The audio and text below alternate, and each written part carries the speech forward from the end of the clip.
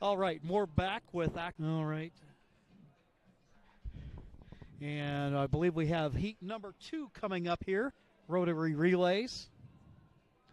Roots dating back to 1939, and I'm here to report that I was not here for the first relay back in the day, but this is my, I'm helping my son. A number of fine athletes over the years, and you know, a number of great events have, and certainly tonight's event, no less than any of those. No, as you talked about, even having a couple of kids who were nationally ranked competing. Yes, here. And you know, and oftentimes, not often, I shouldn't say that, but there are times when some kids who run really good cross-country seasons in the distance areas, you know, they've got a bit of a head start because they have that season and they run through the winter, and if they're as talented as some of the kids that are here, they are going to be ranked statewide and definitely nationally. And the race has started. Race is underway. Coming into the first turn, South Medford, North Medford, neck and neck, the exchange. And Andrew Walker from started that DNA. He is one fast kid. Well, and there's where you look at it. And really, I was thinking about how earlier in the race you could see him coming around that corner. And Roseburg off to a very strong start. Mm-hmm. They were pretty much going neck and neck, but by the time you get down to that final corner, things change. Yes, they do. Either the handoffs weren't as pure as they should have been. So thanks to our presenting sponsor, Siskiyou Cellular of Southern Oregon, with 7 locations to serve you. The Rotary Relays underway this evening. Next, you know, how does a coach put this thing together? Well, maybe you can share a little bit. Let's just kind of put coach's hat back on you. Let's talk about maybe a relay like that. How might a coach with your philosophy, how might they organize a relay team in an event like this? Well, I would strong third leg, and that way, hopefully, you can gap. Is if you save them for the anchor spot, and sometimes they coming up next the girls distance medley, and you mentioned that is one that you've really got your eye on this evening. You've got kids, but then the distance relay again. You know, in that type of scenario, you could see all. Have a prescribed way that they'll work through that, but there's always that little element, especially without lanes, that, yes. that have the unexpected. Yes, absolutely. And you know, and we're lucky today. The weather, no wind to speak of, so those conditions are perfect, and so that certainly isn't going to interfere with some racing. Well, I suppose probably we know that in terms of what we do, that it's the sponsorship, it's the interest. They're here. They put so much time and effort into it. They have great suggestions. They're super supportive. The best. Just moments away here, and kind of making our way through Friday evening. And again, there will be a second day of action tomorrow. Now tonight it's at Spiegelberg, and hear the gun sound, and since they're going, they have to stay in their lanes through 100 meters, and then they can move in, and they are no longer in their lanes. Well, it's such a contrast. You mentioned it from the short relays where we just see them, you know, to borrow a racing term, hauling the mail. And in this case, it's, you know, pace becomes more of a factor.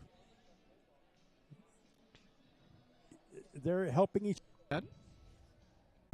From North Medford, and then Henley in fourth. And the Henley girl, it's going to be up here pretty shortly.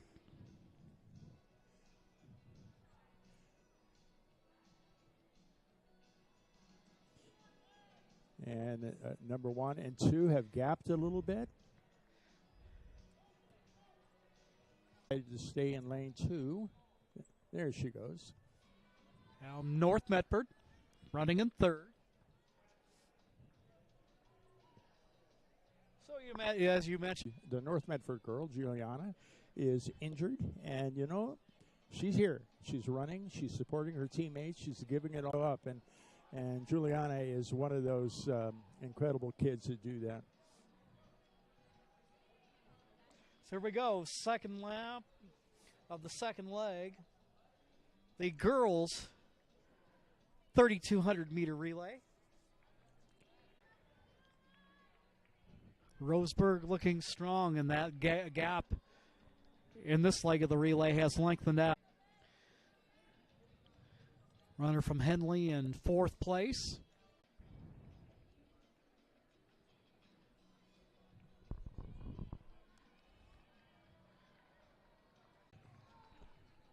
So we're now in the third leg of this event. Let's just imagine, Coach, that you're, say, that Crater runner, and you're wanting to somehow try. You know, and that's true. A tremendous amount of room, and looks like she's about willing to take over the top. So even in a more drawn-out event like this, fortunes can turn fairly quickly if you've got somebody who has a particularly strong leg of the race. Yes. Roseburg still running well out in first place, but a good battle for second and third going on. The Crater girl has not given up. She is she's taking really matching strides. Anchor leg, correct? So correct. Still some. Someone is being lapped here by Roseburg. So it looks like that anchor leg runner for Roseburg really strong in terms of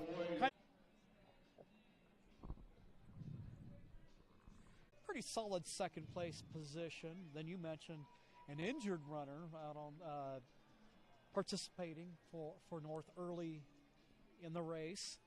And then we get to that third leg, and then suddenly North Medford starts gaining ground and overtakes second.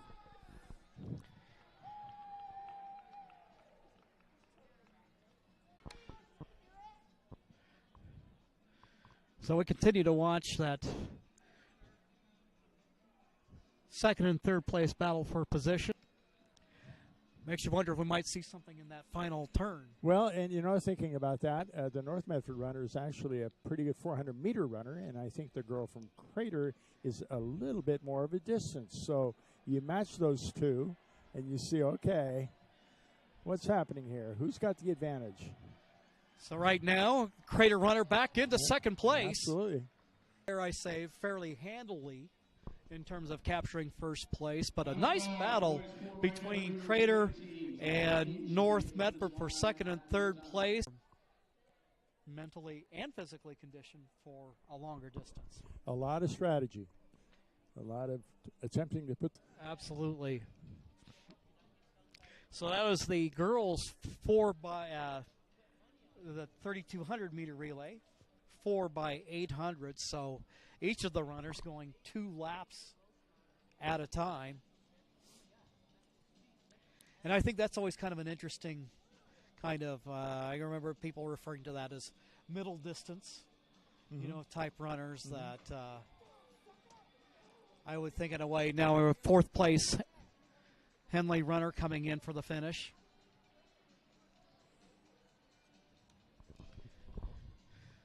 And the quickness for the shorter distances. Well, you know, and definitely on the boys' side, but also on the girls. But 800 meters moving for 2 laps, and the same goes for the girls. It really, you have to have somewhat of a sprinter's mentality. The Rotary relays.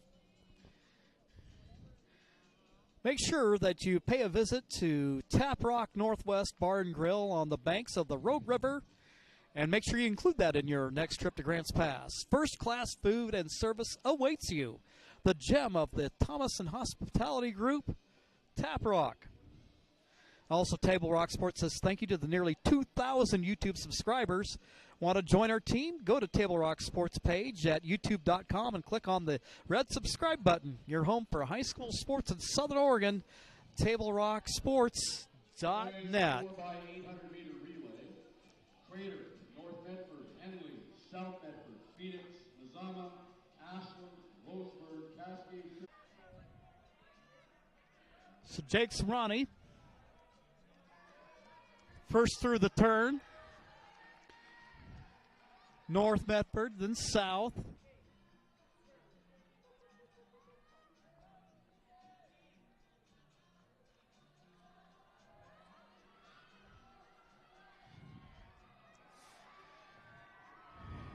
And now we're coming in for the exchange.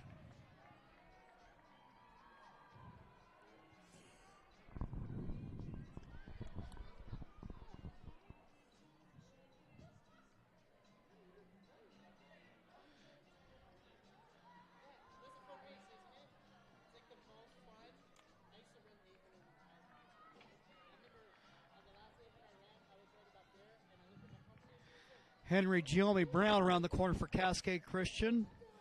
North Medford, South. Crater in the orange singlet.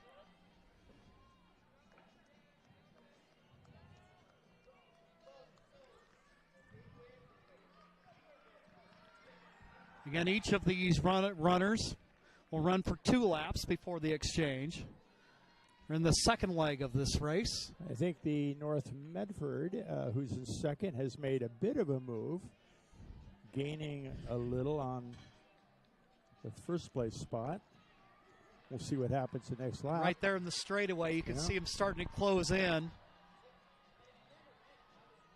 And now he'll overtake first. But don't count out the young man in third right now.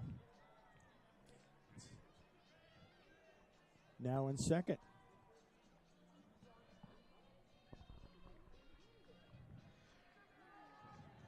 So North Medford in the lead, but now we got Crater overtaking first, and they came into this event the #1 seed.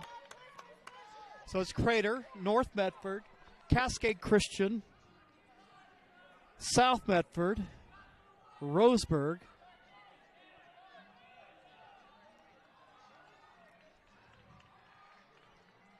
those lighter blue singlets, that's got to be Mazama, I'm thinking. I would think so. I don't know. I have a hard time distinguishing the label up front.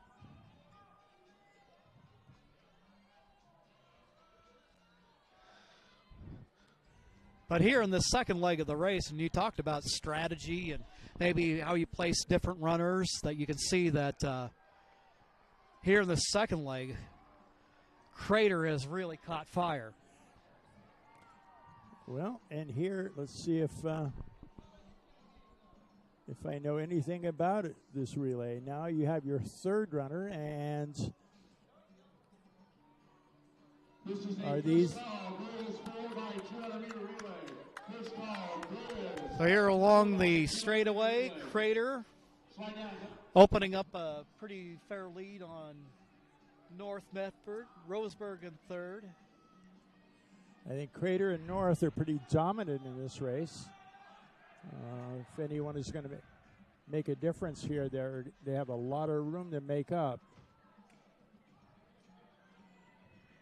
South Medford passing the Cascade Christian runner.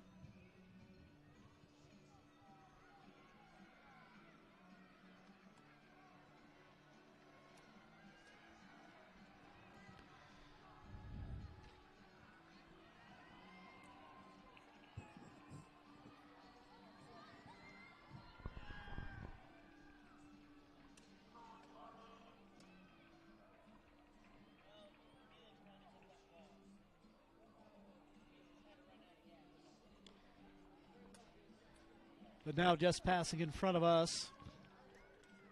Crater in first place, but looking like the North Medford runner looking to make a push if he can. That is Alec from North Medford, and he does seem to be getting closer. Roseburg in third, South in fourth. There may be some action on the top of the turn here. That's usually where it happens.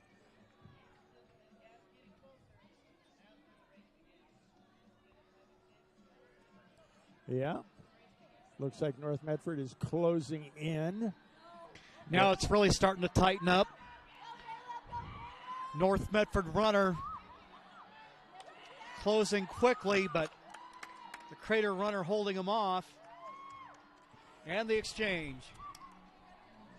This is something to watch. Hans, I think that we got the makings of a great race here. We really, really do. You know, I think they're going to kind of pace each other for a while, and then the action will begin. The Crater running first, but the North Medford runner right behind him. And you know what might happen is there may be some congestion when they try to, it looks like they're going to possibly pass some people in a minute. So you got Crater and North locked in a good battle for first place. North runner in black.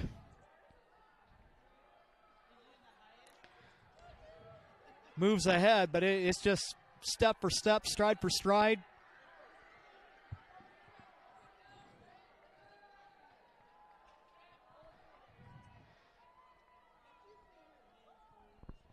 North Medford. Second call, girls 4 by 200 meter relay. Running in first. Second call, girls 4 by 2. First call. And now you talk about that congestion, Hans. We can see that now. We got a field of runners from North Valley, Phoenix, and Ashland. And so this is Trey from North Medford running, and he'll have to negotiate around these guys, run a little bit further around. We'll see what happens here. It looks pretty darn clean. And, you know, he used them well. He used them almost as targets to try to gain on. Almost kind of like a pick. Yes, very much so.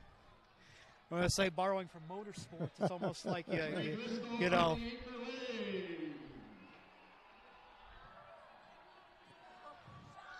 Congested traffic, but what an impressive run by the 4x100 relay against the Crater Comets. A couple of excellent programs going toe-to-toe here and making for an exciting race here this evening. I think one of the real thrills that we've had so far. It really is, and you know, it's difficult for me, trying to subdue myself while I'm speaking and talking about these kids, but usually I'm out in the middle of the field yelling and screaming, go, go, go. So this is a bit of a tough gig for me. Coming along here, have Ashland, North Valley, and Phoenix. Final call, girls 4 by 200 meter relay. We want all 4 runners to the finish line. All girls 1 through 4 at the finish line for your instructions. Just a reminder, concession stand is open. You're getting hungry. I can feel it. Get on over to the east side of the grandstand. Good prices. Well, to remind you that today's track and field event is brought to you by our regional sponsors, including Sherm's Thunderbird and Food for Less, John L. Scott Real Estate, and Travel Medford, and the Southern Oregon Sports Commission. Great partners in keeping high school athletics streaming for you. Jim McCoy along with Hans Boskus, longtime coach here in Southern Oregon. And by way of disclosure, as he mentioned, began his career coaching at Phoenix, worked for several years in Ashland. His son, Peter, the coach over at North Medford of late, and that's where he's been working as an assistant most recently. Yours truly, of course, been working in the booth forever and a day, and again, probably I'll be the most familiar with the kids over at Cascade Christian, one of the smaller school type programs. But that's kind of the neat thing here. You got everybody out here, and it's not something that you see really in other sports where everybody kind of sticks to their own classification. You might occasionally have a non-conference game where maybe a 6A team will play a 5A team, or maybe a 4A team will play a 3A team. Out here, it's everybody. I just look at this infield, and it's almost kind of like a big Sunday afternoon picnic. It really is, and as I've mentioned earlier, a lot of these kids know each other, either from other sports that they may participate in, Being at the end of the year, and they know each other. They're friends, but they compete hard, try the best they possibly can. And we've seen some good running this evening, and it's been fun to watch that. And tomorrow we'll see more of a combination of the field events, yes, along with the runners. Yes. As a matter of fact, one of my coworkers works on the North Medford staff. Coach Griffin. Yes. So Griff is one of the very, very best. I was going to call him a young man. He truly isn't all that young anymore, but he's just a great coach and great asset to North Medford. Well, and it's a lot of fun there. His daughter, mainly a volleyball player, but she is competing in the long jump now for Cascade. And no, it's kind of neat to see, and there really is, and you can probably speak to it, a real sense of community here among, because you mentioned, even though you may have different programs competing against each other, when we get away from this track and maybe we run into each other at some type of meeting or an event, or maybe here we might have football or basketball coaches from other sports that are gathered here to watch this evening, and you get to see each other in a different context and just have some fun taking in the activity. Absolutely. This is a close-knit valley. We all know each other. Many of the parents, work in the same place, and their kids are running in different places, and here we are. You betcha. Well, what do we have coming up next on the schedule this evening? Looks like we might have the girls 800. No, I believe we have the 4x2. Okay. So it's 800 relay. It's each person runs 200, and that's the roller derby event that I was talking about. A lot of action in this next one. So for the lesser trained eye, you're talking about running essentially half a lap. Half a lap, and so the speed is a factor. You're running much faster, and you're not in lanes any longer, and then exchanges need to be made.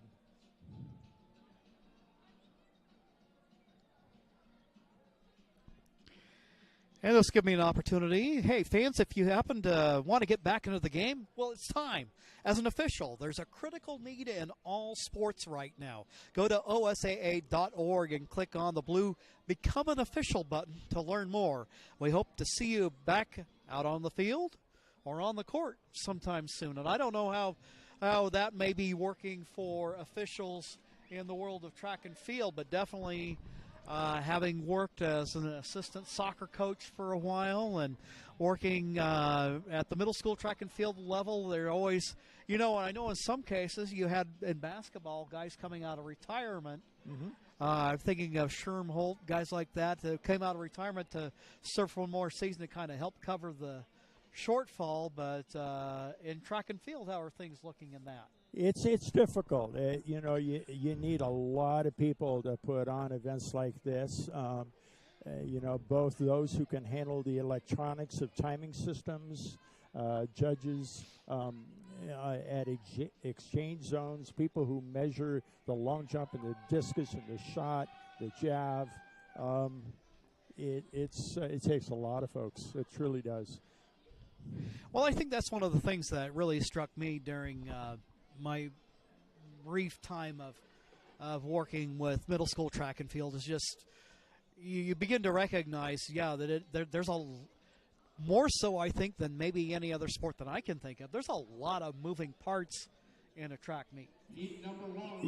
I've thought about that. In Europe, they refer to track and field as athletics because it encompasses so many different events, from throws to jumps to distance to sprints. And there are a lot of facets. And, if you, at a track meet, if you end up watching one little event, you might miss another one that's also going on at the same time. Right. Yeah, I imagine you almost have to have your head on a swivel. Well, we've got that 4x200 coming up, and the public address announcer mentioning just what you did earlier in terms of there is almost, if you will, an element of roller derby or NASCAR, if you will, in this type of event. It'll be interesting to watch and see how that plays out versus what we've seen so far this evening. This is not an event you'll find in a regular track meet. This is kind of special to relays, relay events, and I think some really fun things are about to happen.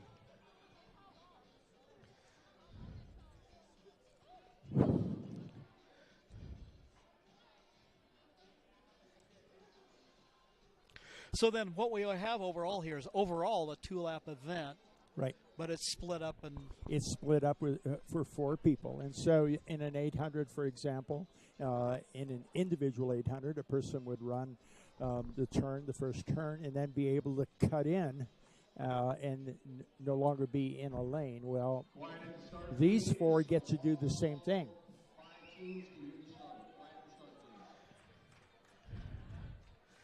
So runners taking their positions on the track. The girls 4x200, or the 800 meter, if you will.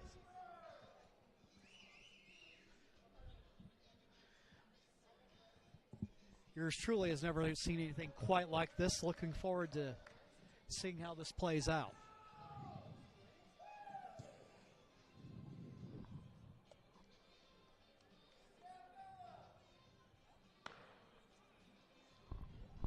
And they're off as the gun sounds.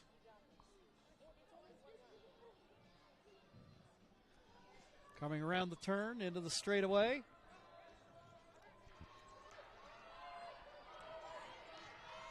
We have Phoenix, Crater in third. And then Ashland coming up from behind.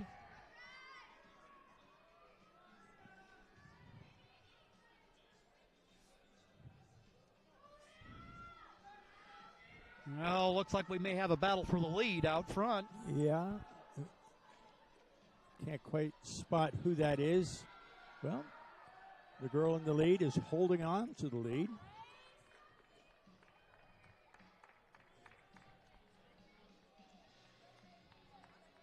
Double check that. I think that might be Phoenix out front.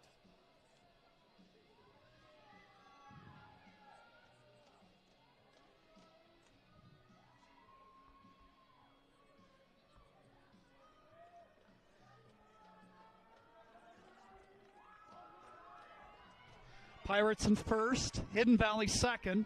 And as you can tell, they're no longer in lanes. They have to look and search for their teammates. No problems at this point. But to be sprinting without having a lane is exciting. Yes. Well, I thought it was kind of interesting. It almost kind of looked like the Phoenix runner kind of took a really high line. Yes. Running into the straightaway. It did.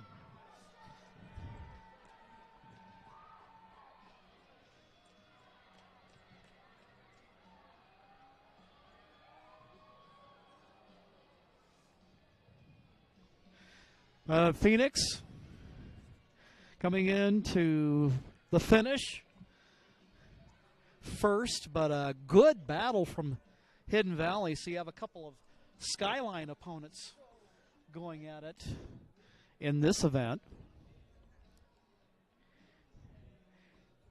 And if I am not mistaken, I believe we have heard that that is the first heat. That is the first heat. So that we've got another one coming up. So do you see anything in that that really surprised you in any, or at least in terms of how the execution of the event played out? Not this time. It was pretty clean, you know, and it's such an unusual event that oftentimes there are issues, but this time it was smooth going. It really was.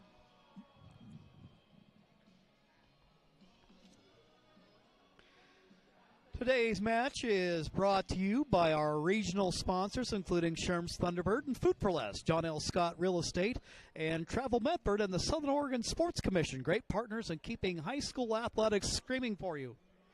Jim McCoy along with Hans Vasquez here at the Rotary Relays. 83rd Annual Relays, an event with roots dating back to 1939. We're talking about the history of track and field in Southern Oregon. It's crazy to think that, when we think about, for example, the high jump, the Fosbury flop, to think that, there used to be a day that was done differently. Very much so. They, in the day, that was the Western roll is what everyone was jumping at that point, and even Dick Fosbury for a while, but then he experimented with something else. He was, I believe, slightly discouraged by his coaches to do that, and he had to do a bit of persuasion. And, it just looked so darn odd at that time. But now, if you were to jump any other way, you would be, that would look odd in itself. It's weird to think about. Now it's like the difference between it's like place kicking in football. Yeah. There used to be the day you kick it straight on. Now it's soccer style. And now it looks like we're looking for the white flags around the track, making sure that everything is ready to go.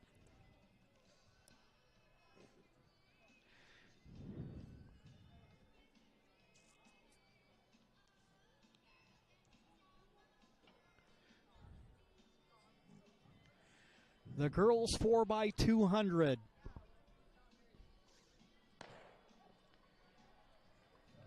The gun sounds and the runners are off.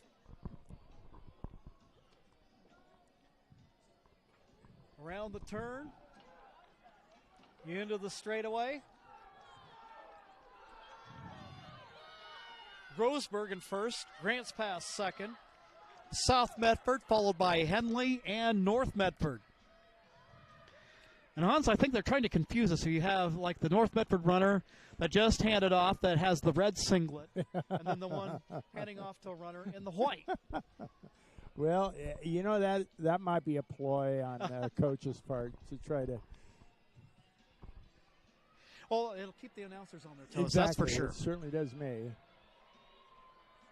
And there's one move, and I can't really tell who that is. A good exchange. So one lap complete. And a good battle for first place going on right now. And as we look down at the anchor leg, you can see they're all gathered in a group. The runners have now moved in. They're looking. First place, South Medford. Grants Pass, though, right there. Roseburg not far behind.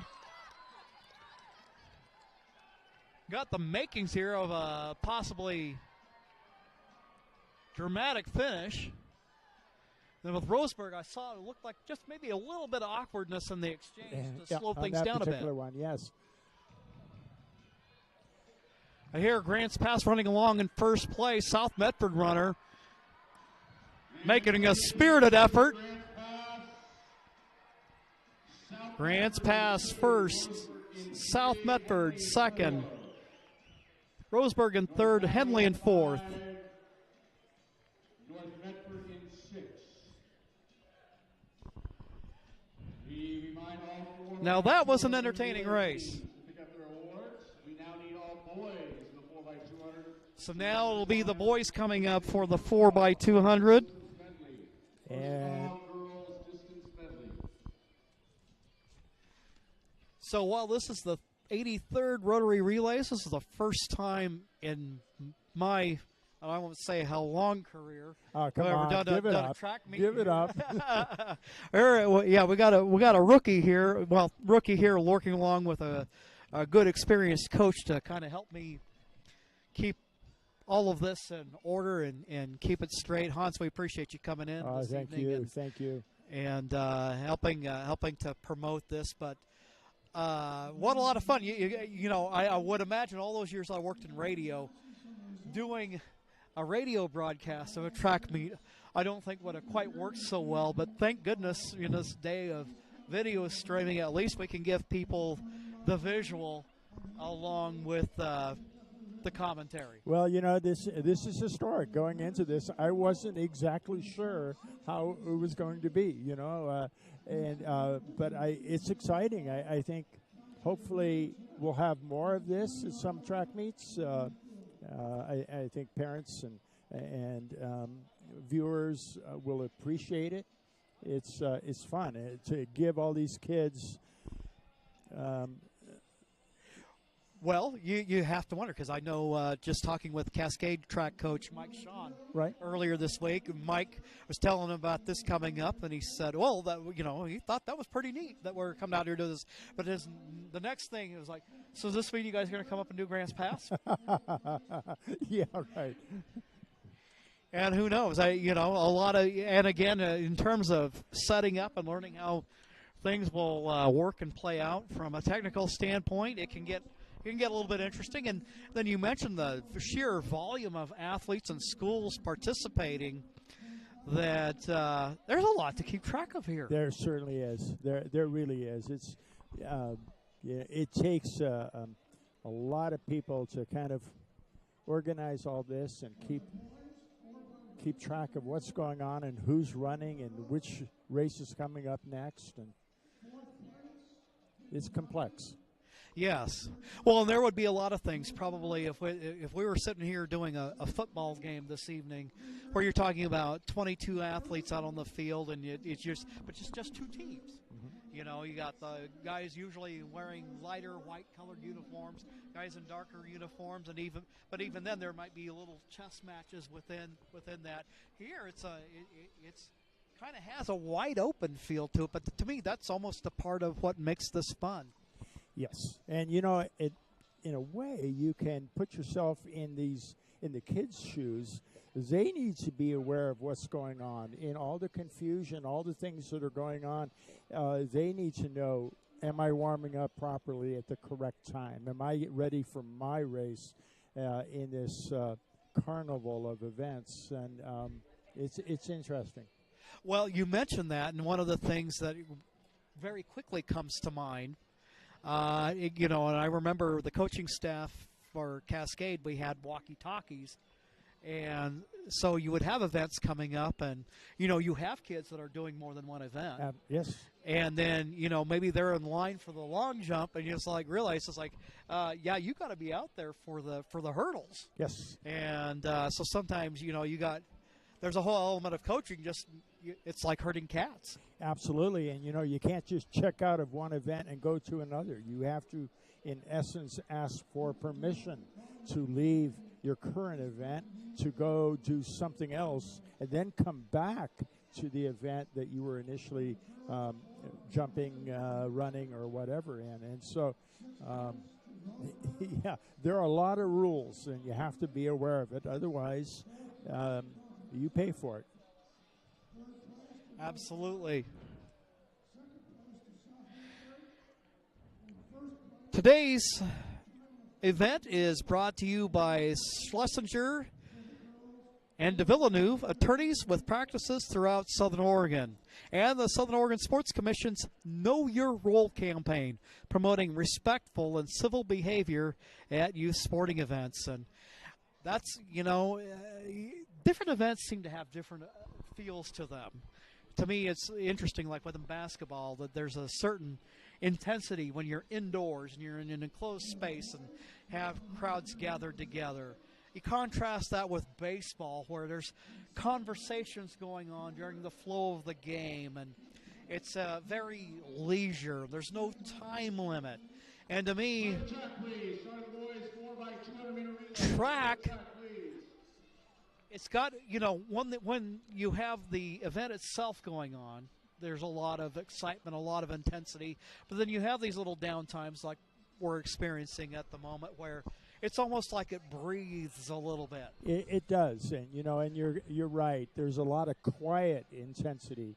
Folks in the stands watching diligently and to see how their athlete is doing. It's a different type of fan base. It's a lot of fun. And here we go with the boys 4x200 relay going on.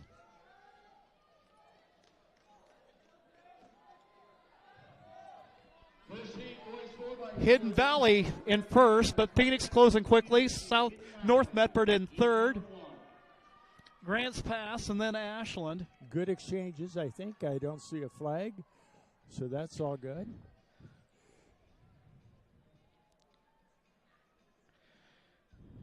I see some changes in position there. Look like Grants Pass moving into second place.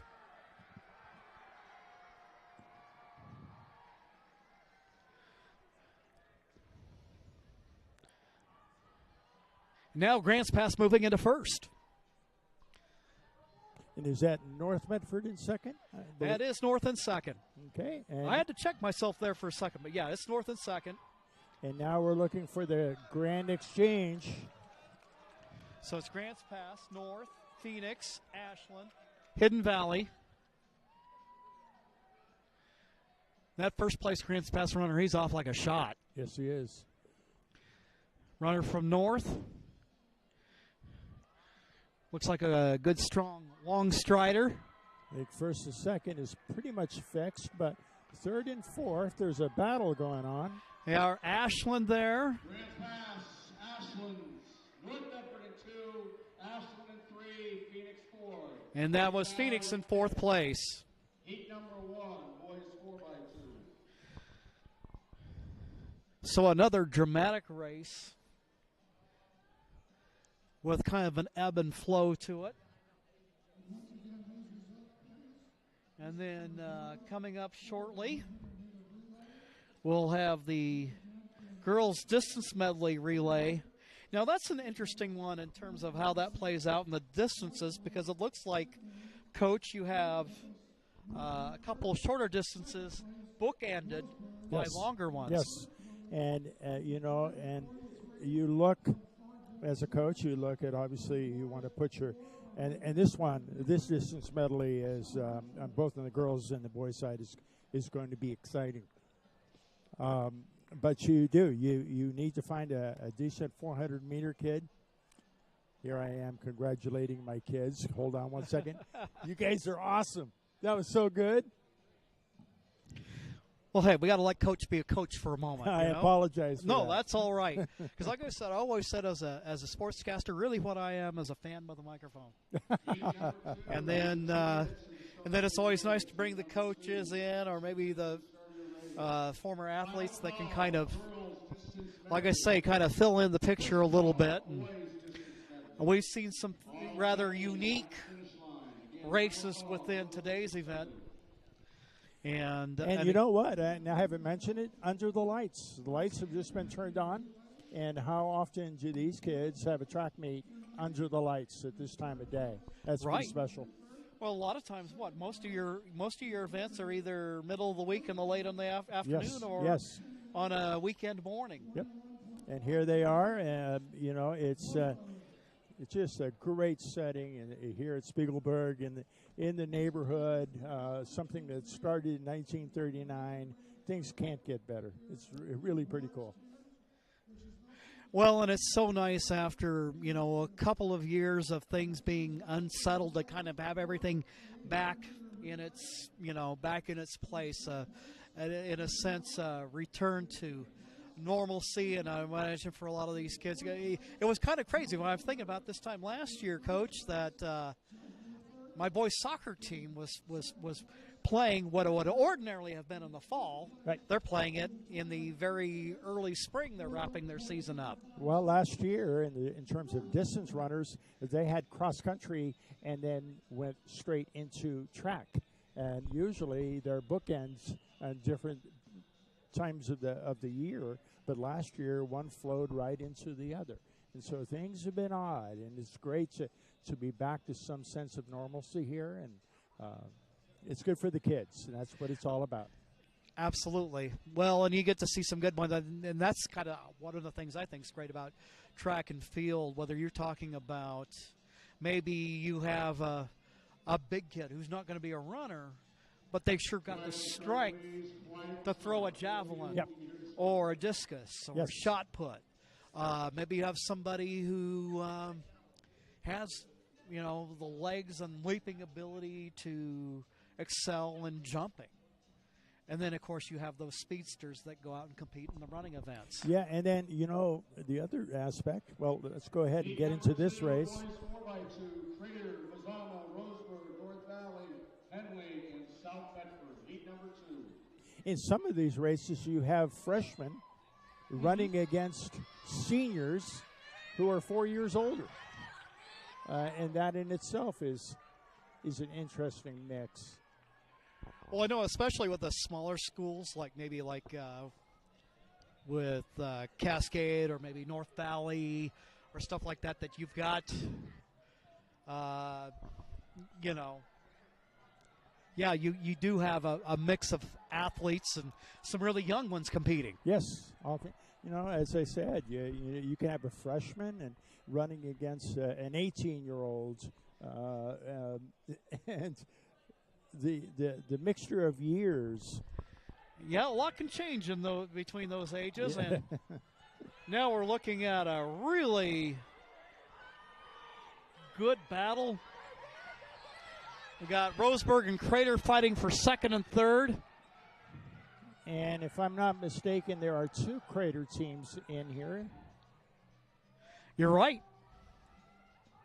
So they have an A and a B team, and chances are they're probably pretty darn close. And here we got one of those Crater groups closing in on first place. Looked like here he's got the edge. Roseburg and Mazama. Oh, that was Roseburg. Yeah. You see, there's those singlets throwing us off again. It was Roseburg, closely followed by Crater, and just another great race. You have ribbons waiting for you. Top 6 placers in any race. And again, a reminder from the public address that the top 6 placers in every race have ribbons they can take away from this evening. Which is always important. You look at, friends of mine who ran track in high school, and you find that they have great pride in those ribbons and medals that they were awarded years ago. No longer in the sock drawer. They're still hanging on the wall. That's right. Well, we're starting to move into evening. You start to feel things begin to cool off a good deal. Of course, the nice thing is at this time of year that the heat is not nearly the factor that it may be by the time we get to the late spring or early summer. And I can imagine, I know it does for the fall sports in reverse order. Although, unfortunately, in the fall sports, one of the things that's been a factor is the smoke from the wildfires that play a factor. But thinking about weather conditions, how for fall sports you go from hot weather and having to think about, as a coach, thinking about the heat index and making sure the kids, hydration's always an issue. Yes. And then by the time you get to the playoffs, then it may be starting to rain. Things get cooler. And I can even remember calling a playoff game in 11-degree weather over in Bend a few years back.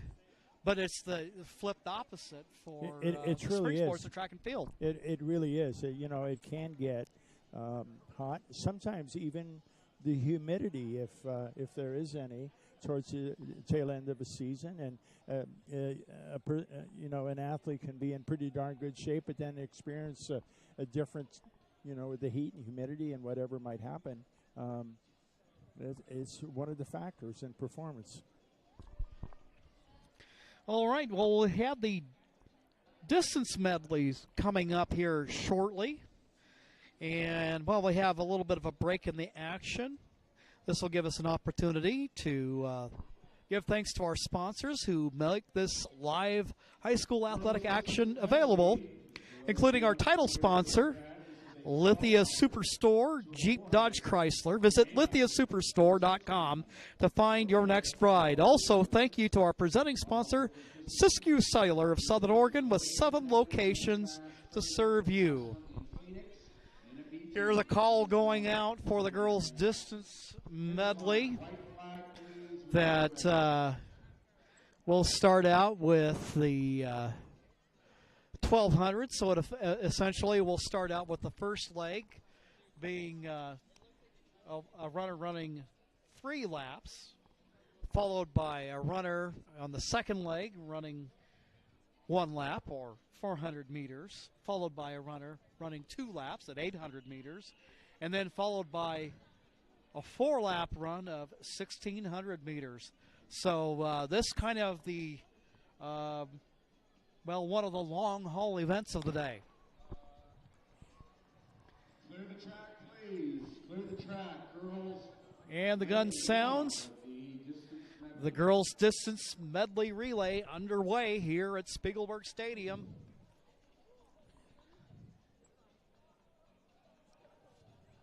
It's Crater out front early. And again, these runners will run 3 laps for their leg of the race. It's Crater, followed by Phoenix. Another runner from Crater. And again, does Crater have 2 teams in this one also? It looks like it might be, because I believe we have a Crater runner in black and then a Crater runner in orange. They're so darn strong in the distances that they have so many kids, talented kids. We have 3 events left after this race. And so they have two teams. Well, I think that's always been a hallmark of, and I'm sure you seen a lot of the same things in the programs that you work with. That Craters always seems like they've had a ton of depth, especially at the long distances. You know, we won when I was at Ashland. We won the state meet, and we ran very well. The reason was because of Crater. We had to work hard in order to run with Crater and possibly beat them. And so Crater had a lot to do with our success. If you want to compete, you got to step up and run with the best, and Crater is certainly one of those teams. Well, that's one thing you can say. That you go up to the state meet and you come out of here battle tested. Yes. We have Phoenix running in first place currently, followed by Grants Pass in blue, and a pair of Crater runners. Then Ashland, Roseburg, Grants Pass. So it looks like we've got a couple of schools out here that have multiple teams entered in this event. Yes. And again, Crater would be the most dominant. One of the interesting things for me is that many of former athletes that I've had are now coaches. And so they're now coaching teams here. And they're former athletes that I've had in programs that either at Ashland or at Phoenix. It's fun. Well, I think you and I were talking earlier about Justin Loftus coaching over at Crater. I remember him competing at Ashland in track and field, but also being the kid with enough leaping ability he could throw it down in basketball. Yes. And a number of my former Phoenix kids are here, no longer kids. They're adults coaching. They're, spreading the wealth. They're so involved in track, and cross for that matter is so addictive that you want to help others enjoy it as much as they did. Phoenix continuing to hold the lead, but a runner from Grants Pass. See a little push from her in second place. Trying to see if she can't gain some momentum. Haley from Crater running in third place. Followed by Ashland, Henley, another runner from Crater. Grants Pass passing the Crater runner. And Roseburg.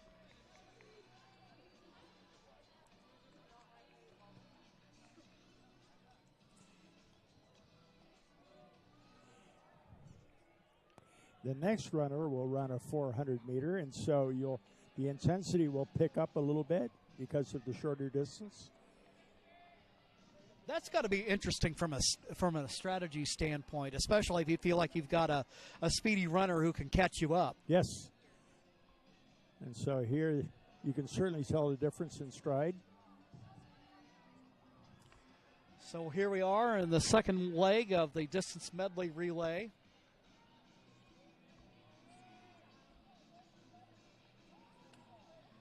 Again, they're running 400 meters without having to be in a lane. That makes Phoenix it a little bit different. Phoenix continuing to hold down first place. We got a runner from second, though, from Grants Pass in second. With a little burst of speed, trying to close the gap. And then runner from Crater, Ashland, and Grants Pass, Henley, and Roseburg.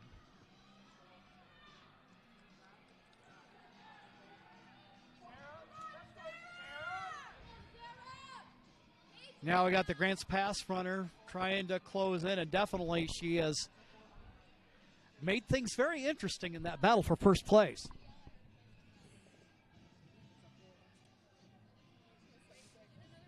Now we're in the third leg, and so these will be running 800 meters, so that's 2 laps.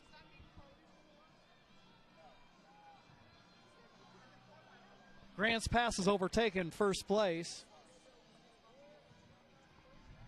Phoenix in second.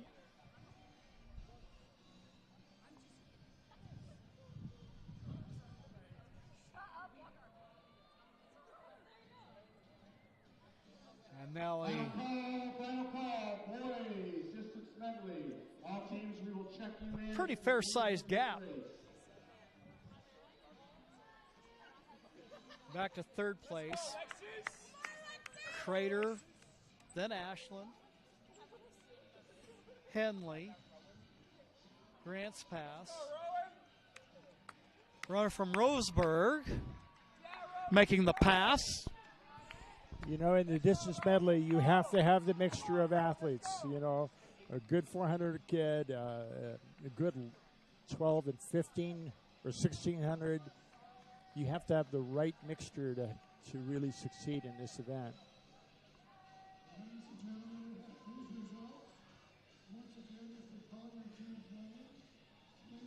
Well, and then capping that off for the anchor leg, then we'll end up with a group of runners will be running 4 laps around 4 the laps, track. 1,600 meters.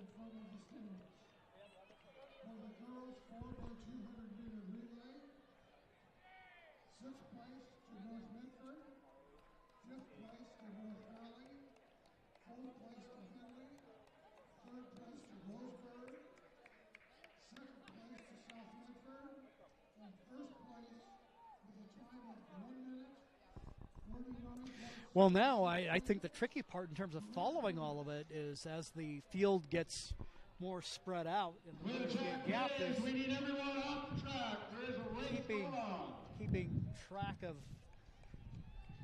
position and who is where.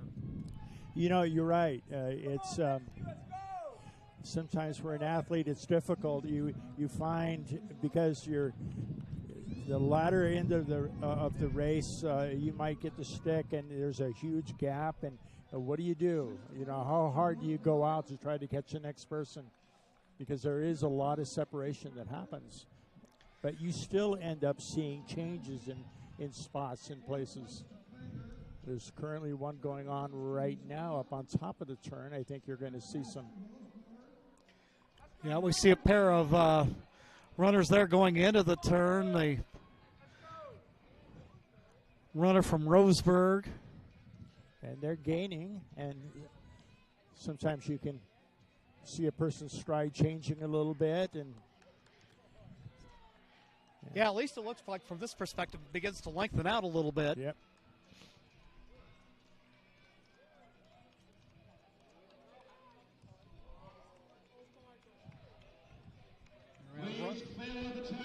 Runner in first place from Phoenix, followed by Ashland. This is Grace Giaconelli from Ashland, and she is really a great distance runner. probably the strongest lady distance runner here in Southern Oregon. Smooth, very efficient stride.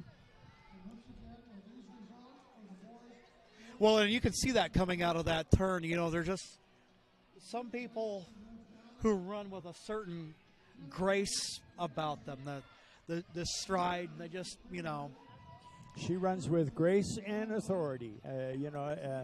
There isn't a lot of wasted motion. She's very confident in what she does, and you can see it. It's glaring.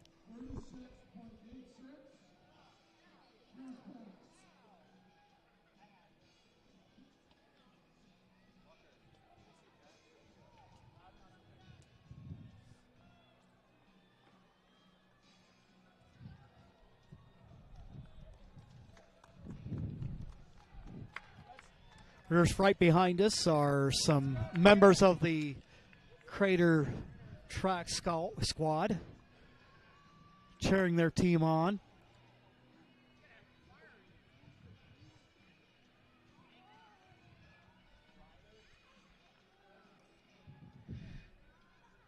And you mentioned the Ashland runner, and one of the things that I just can't help but notice as I watch her, it's like she's running her race. She is. She is. And that is one, she is one special kid, runner, person. You can't find anyone much better. And here she goes. So talk about the mindset of running in something like this. Maybe a runner like her, or maybe you have, you know, people in the field ahead of you. That battle of maybe in your mind of running versus the clock versus running versus the opponent. Well, I think someone like Grace, you know, she's so darn good, and I'm sure has an attitude even before she starts her leg that yes, I can. You know, she's pretty darn confident. She's done all the prep work. She's certainly done the workouts, the mileage, all the, you know, the good nutrition,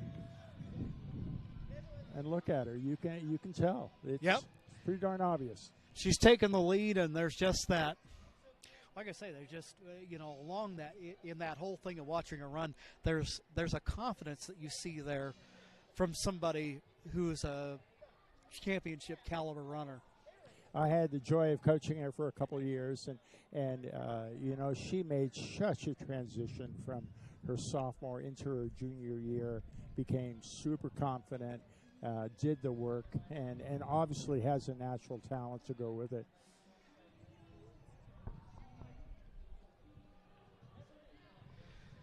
Now she's across the way from us.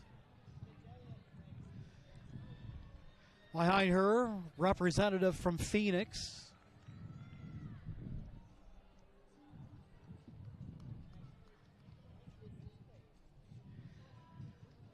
And given the distance of this race, it's really spread out now.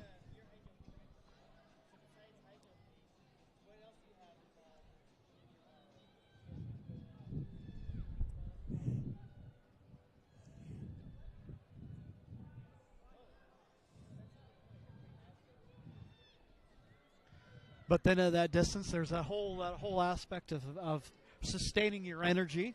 She's doing that there. Phoenix runner continuing to hang tough in this event.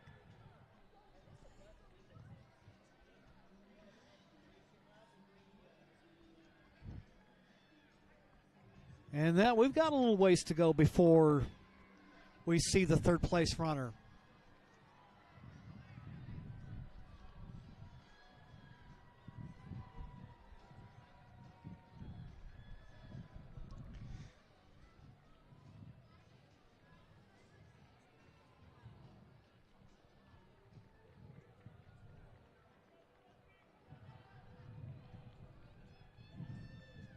Here we have a competitor from Roseburg.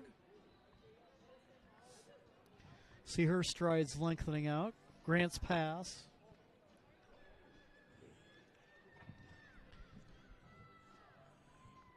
You know, I'd like to remind viewers to, you know, how much courage it takes for these the young folks to come out here and do the best they possibly can to overcome any thoughts they had. Am I good enough? And here they are in front of everyone, performing as well as they are. These are the greatest kids you'll ever be around. They're so positive. And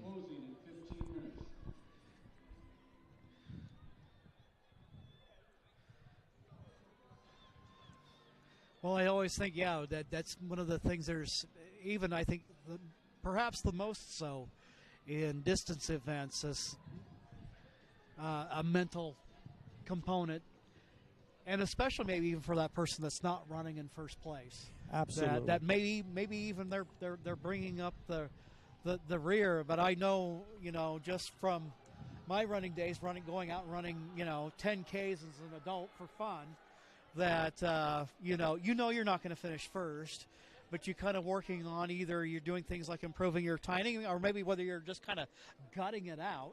You're just saying, by golly, DNF is not going to be next to my name, and we're going to finish this thing up, come what may. For track kids and definitely for distance kids, there's a direct correlation between what they do here on the track and what they do academically. And it's not unusual to find track kids just really also being your high GPA kids, because it takes discipline and confidence and a work ethic. And you see it here, and you see it on their transcripts and report cards. These kids are oftentimes the best of the best. They really are. Yeah, and we'll probably see that just shortly here down the road as graduations. It's hard to believe we've gone through this school year so quickly, but as we see graduations coming up, and you'll begin to see some of these athletes walk across the stage as either their class is valedictorian or maybe in the upper echelons, or even as they begin to announce their college plans, with some of them who will maybe perhaps even compete at the next level. And you're looking at the quality of the schools that they're going to, and you realize it's like, it's like you say, not only are they champions out on the track, they're champions in the classroom as well. Absolutely. And the next step, those who are about to graduate and they want to continue with their career, they have choices of the levels of competition to run at. Do they want to run NAIA? Do they want to run, Division II, Division III, or D1? And some of the athletes that are here are certainly D1 athletes. So there are a lot of choices, but what's obvious is they're going to bring a lot of work and energy into that next decision.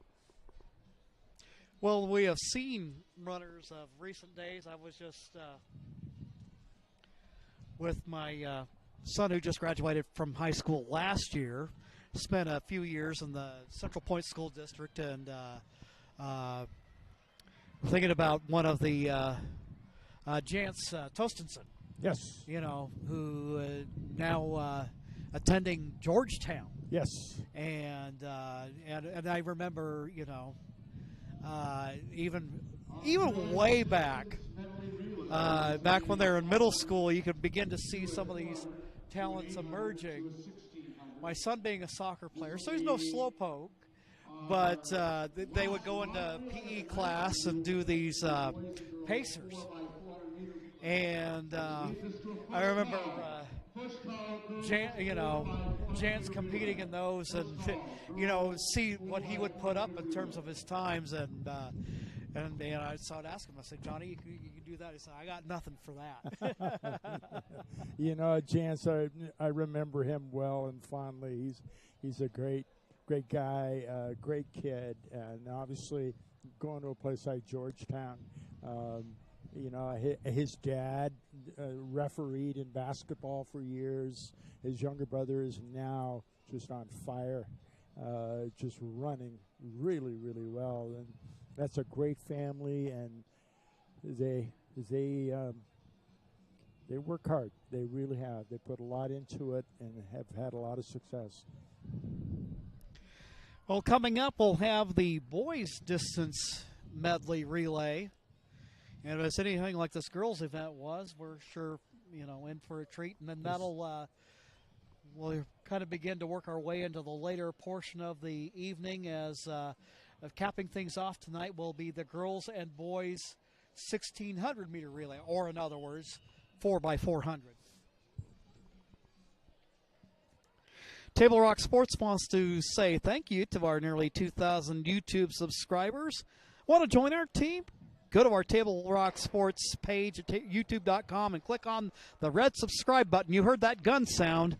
And looks like we got a crowded field here for the boys' distance medley relay. This could be the race of the evening.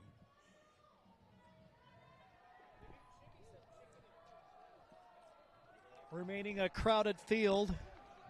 Hidden Valley starting out in front, followed by Roseburg, South Medford.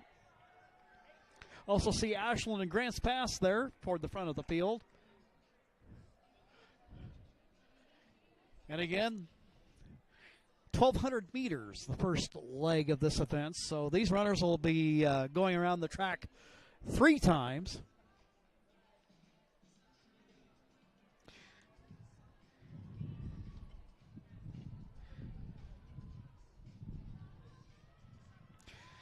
Feel a pretty good breeze begin to kick in. It's going to be a fairly chilly evening. It'll be interesting to kind of see how things warm up tomorrow as we get into the second day of the event. And for those of you who may be looking to come out, it'll be over at North Medford High School. In our second lap of the boys' distance medley relay.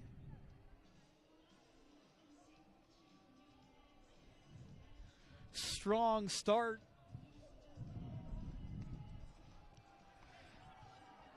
for South Medford. Followed by Grants Pass, Hidden Valley. Runner from Crater moving into third. Got his eyes on second. Runner from Roseburg in fourth. Yes, South is definitely taken quite a lead here. And that'll put some pressure on the second runner to try to make a difference. Well, we saw that interesting because I remember in the girls' event we saw where that second leg was a real big difference maker in terms of a team recovering ground. So is there a 400-meter kid who's going to make that difference?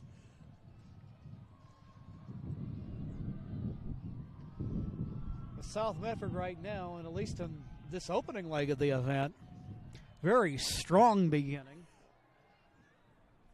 Well, if I am mistaken, this young man is a senior, is heading his way to Gonzaga.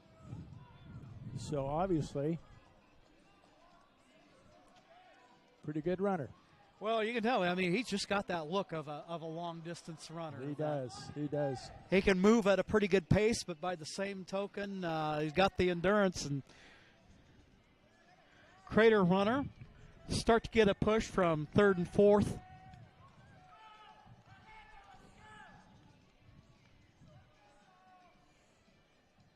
But I believe that you're going to see a difference in a little bit. That Crater group, you don't want to count them out. No. I know there's quite a gap here, but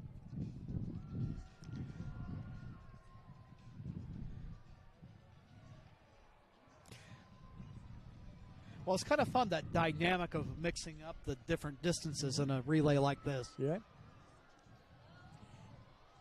And so now you have the 400. As South Medford runner, he knows what's coming, so he's picking them up and He setting does. them down. I don't see the second place runner catching the first. Ashland, now Crater. Hidden Valley, Grants Pass. Up behind them, another runner from Crater, then Roseburg and Grants Pass.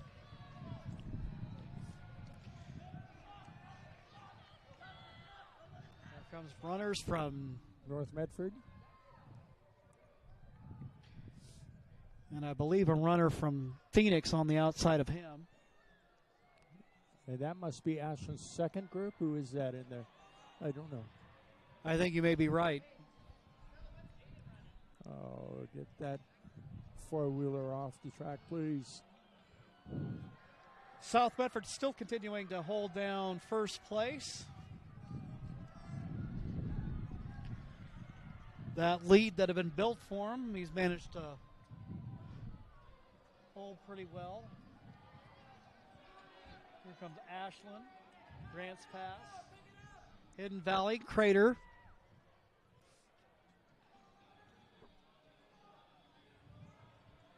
Here in this next group, Roseburg, Grants Pass, and Crater.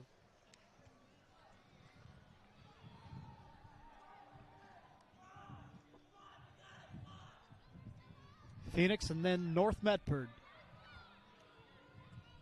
and Ashland. And if I'm not mistaken, that young man from Ashland, I believe, is a skier. I don't know that. I believe that's Bjorn Osbo.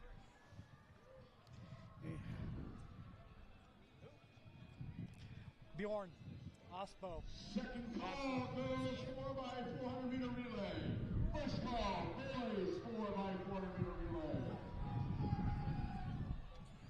Well, you can almost get lost now. You've got kids all around the track in different places.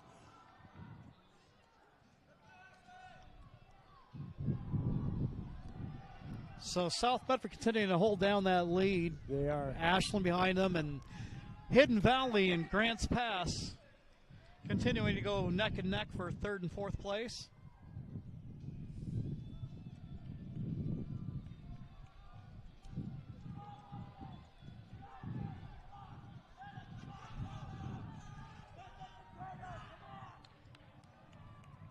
And you can hear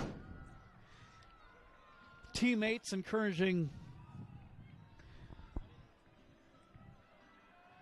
their team on. And the handoff.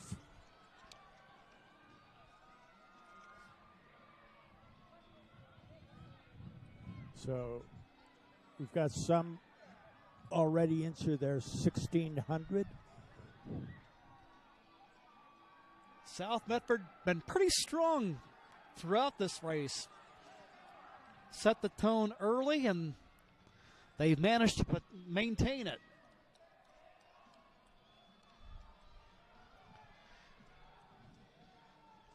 Will they be able to keep it up? That is the question.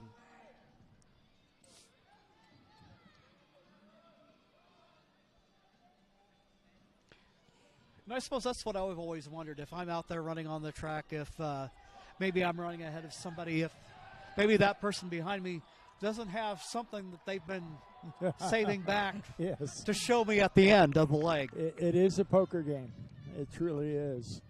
The young man from Ashland, Mr. Stein, is in second, and his brother, Cameron Stein, is running at University of Oregon, just lighting up the track. He's doing very, very well.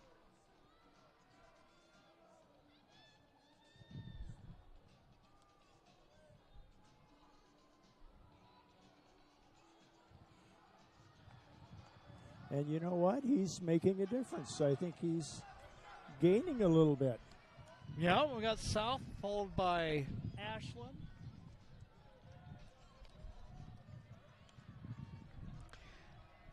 Going through the turn, South Medford runner, perhaps regaining a little bit of separation.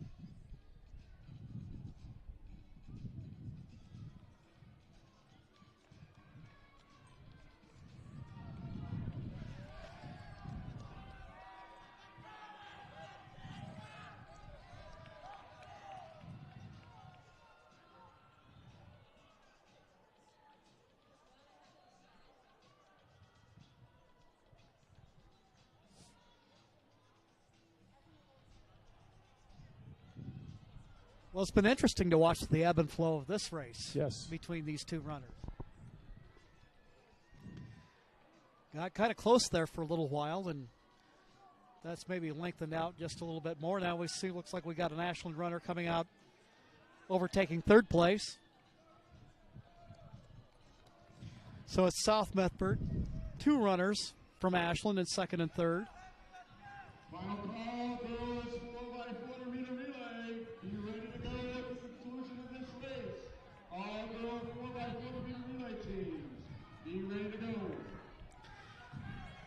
Girls 4x400 relay team being called, getting ready for their event. That'll take us in the very final segment of tonight's action here from Spiegelberg Stadium.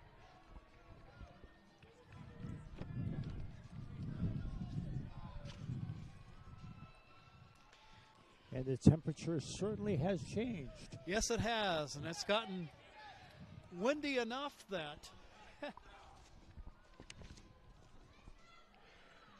losing track of the paperwork here a little bit. Here we have a runner coming in from Grants Pass. South Medford runner.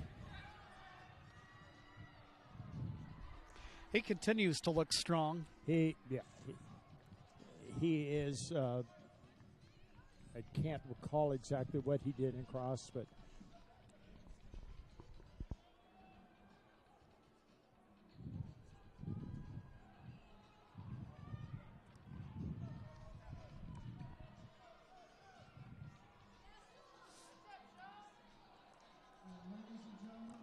and there he is, his finishing kick. And South Medford High School. So South Medford, Michael Moriano. And distance medley. And anchor for the Ashland Grizzlies, Mr. Stein. And Stein for Ashland taking second place. South Medford in first, Ashland 2. Boys distance medley.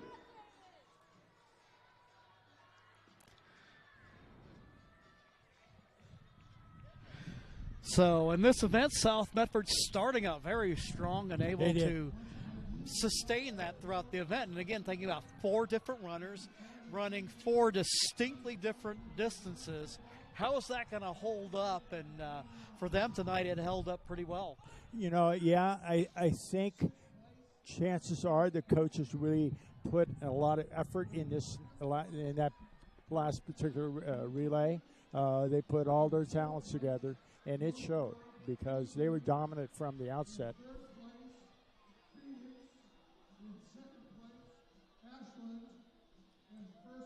I mean, we still have runners on the track finishing, and the South Medford kids are probably at In and Out having a burger already. That's the difference here. Yeah. It's a long haul. Hey, well, we have this opportunity. I want to remind you that the Medford Parks and Recreation Department invites you to discover all the great classes, field trips, activities, and sports leagues for the summer sessions coming up. Visit playmedford.com to find something for everyone in the family. All right. We have the culminating relay coming up. 4x400s. So now after this medley event where we just saw a real, variety of distances, now it'll be each runner running a lap. Yes. This is a very traditional race, one that we have at every track meet.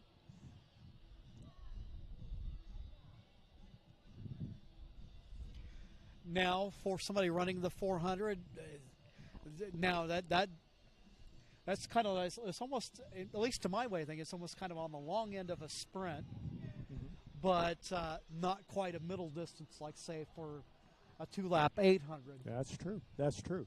And I don't know for sure, but I wonder how many kids from this last relay will then also jump into the next one. You know, sometimes you don't have enough kids, and kids have to double up, and so they finish one race and get ready for another one. They've raised nearly $40,000 in scholarships for local youth. Here they are. You can hear the public address putting in a shout out for Medford Rotary, the presenting sponsor for this weekend's event. We've got 2 events left, the girls 4x4 and the boys 4x4, and we hope we'll see you again. And a great way to get the season going and really in earnest at this point now that we're on the other side of spring break.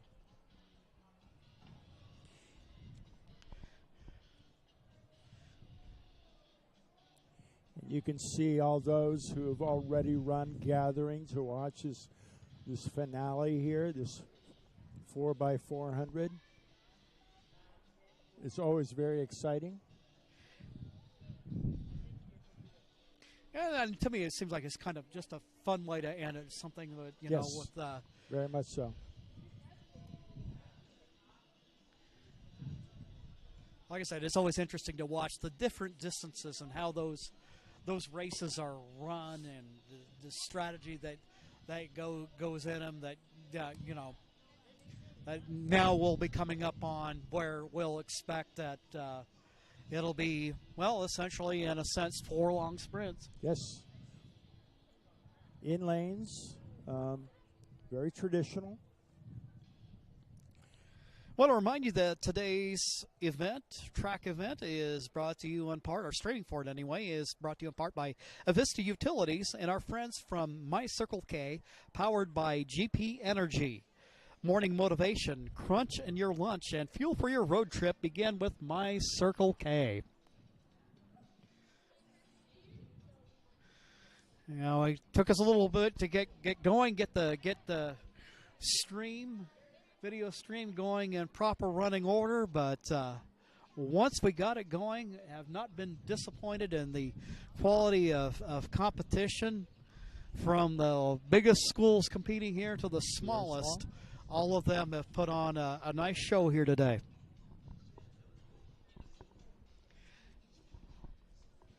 We'll have the girls 4x400, followed by the boys 4x400, and then that will conclude festivities for this evening here. And again, this is a 2-day meet, and so tomorrow at North Medford, they go get back at it. A lot of throws. And that'll be a lot of fun to watch and get a chance to look at that, because again, you got different skill sets, and obviously you get with some of the throwers different body types, and you see a little bit of the power on display. Yes, and also a lot of decision making tonight. You know, kids competed today. Now it's they're out in the cold, kind of cooling down and whatever, but they need to go home and take their nutrition, get their good rest, stretch out, and get ready for what will happen tomorrow. Well, that's one of the things that I learned when I started getting into longer distance running, and this in my late 30s, was beginning to really understand the importance of what you do the night before, setting things up for race day. Yes. And then if you get into, as I did, had the opportunity to run the 40th Portland Marathon, running that, how you're several days out, or at least in terms of the training, several months out in terms of getting ready for something like that. And I think that has always been one of the most fascinating things for me, is that whole mental component that's part of running, because that's something I think for a casual fan, or for somebody that's not done it, it's not something that maybe perhaps you take for granted or don't realize that's there. Yes.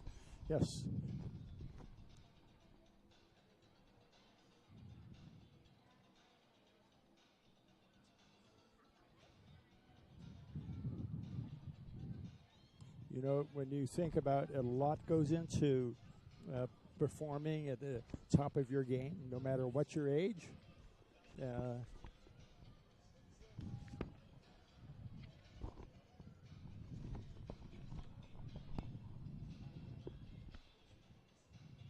Well, it's really, in a way, it's almost like, I think, especially, see, maybe a little bit easier to see that in stick and ball sport, but it's like everything you do in terms of the practice, the training, the preparation, that's the work. And then when you come out here, now the girls 4x400 underway. But it's almost like when you get to the event is the fun part. Yes. Although I've had some practices where there were a kick. They sometimes practices can be pretty exciting.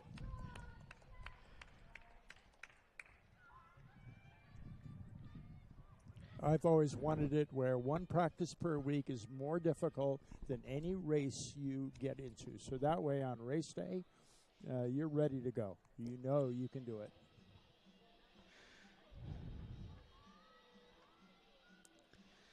So the girls 4x400 underway. North Valley starting out in first place. Field of 5 runners.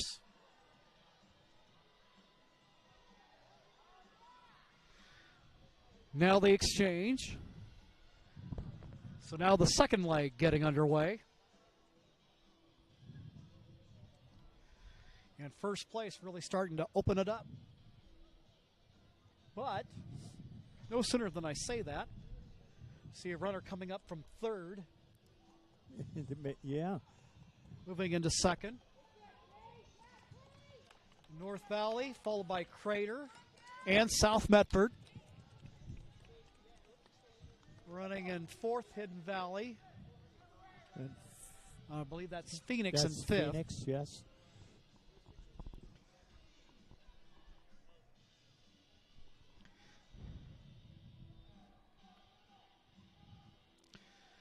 And it looks like we got a little competition going into the fourth turn between second and third. She's holding her off.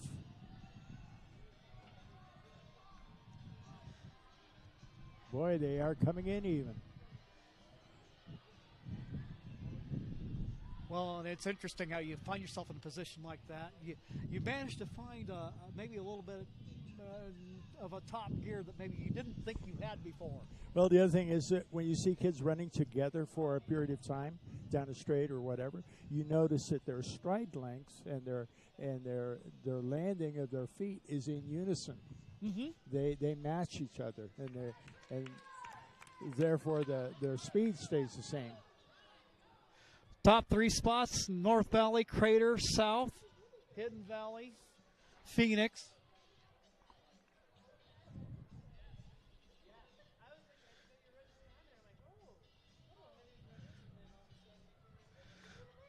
So our North Valley starting out strong. Final call, boys, 4x400 relay. Final call, boys. Carly Toohey, I believe, their top runner. And they started out strong, and they've managed to hold that without so far, but now we're going into the exchange for leg number 3. You see all the runners gathering at the finish line, cheering them on.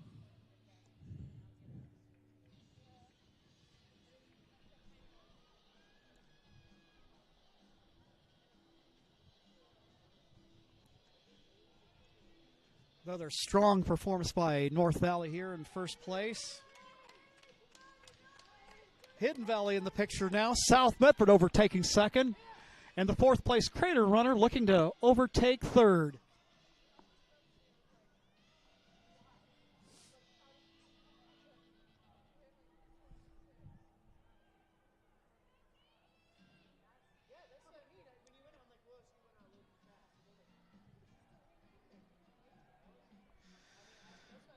In the straightaway,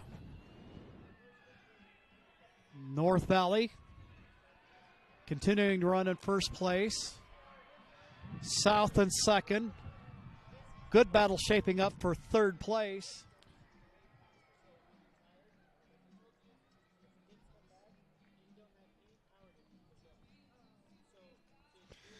North Valley taking first place.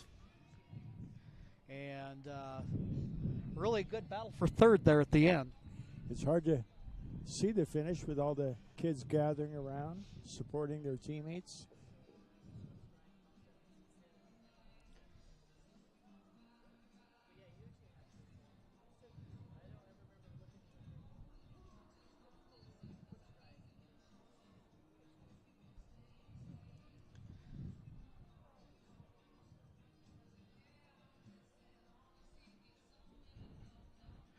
Feel those little muscle aches in my quads just watching them run.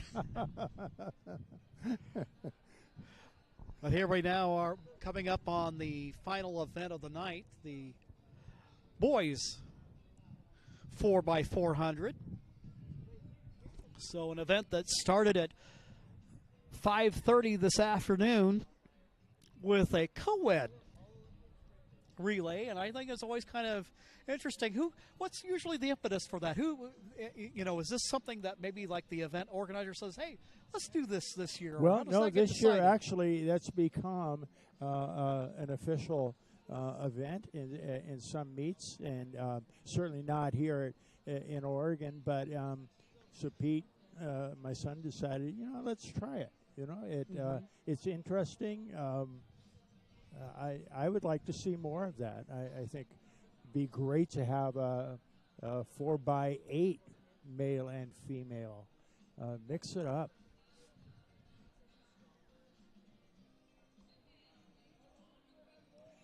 And here we have the last race coming up. For me, just sitting here watching these kids, it's like a 2 Advil experience.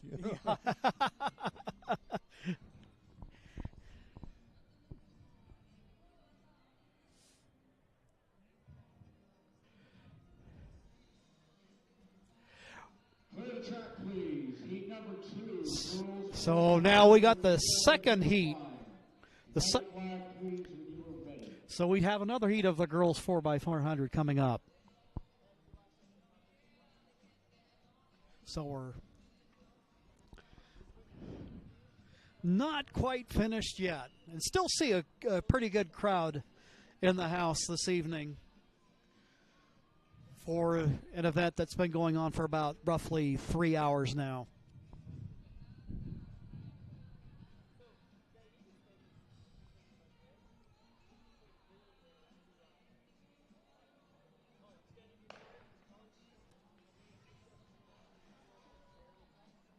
So the second leg of the 4x400 relay, the second heat underway, I should say. This is probably the faster heat. Roseburg in first, Henley in second, Grants Pass in third, North Medford in fourth.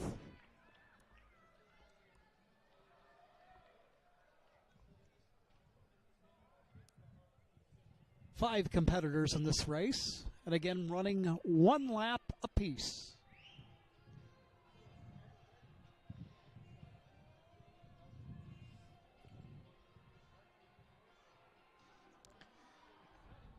And here we see second and third place. A little bit of jockeying, then suddenly now maybe just a slight bit of separation.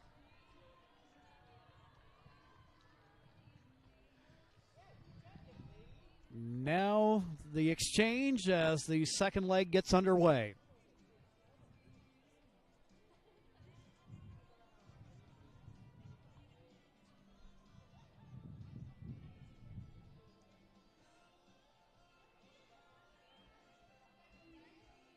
And they cut in. First runner runs in lanes. The second runner only the first turn, and then they're able to cut in. Henley, Grants Pass. Looks like we got North Medford there and Roseburg.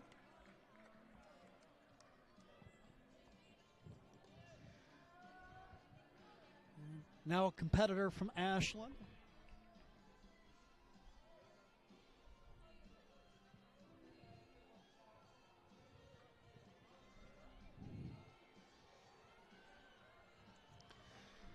Now in the straightaway.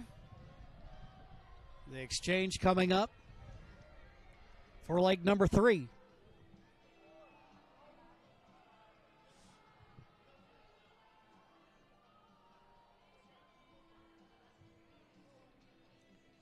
Oh, looks like we might have a battle for the lead coming up here. This is exciting. These two are... Grants Pass runner looking like he's shot out of a cannon. Very determined. Grants Pass, then Henley.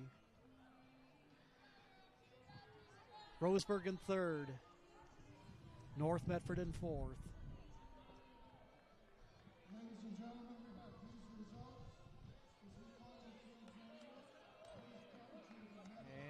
comes Ashland in fifth.